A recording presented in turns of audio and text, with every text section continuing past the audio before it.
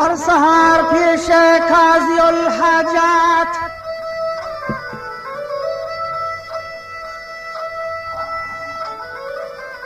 من بالأذان توصیف کنان اثبات والله شریک و لا شبه الآزات و عالم الغیب و سر الله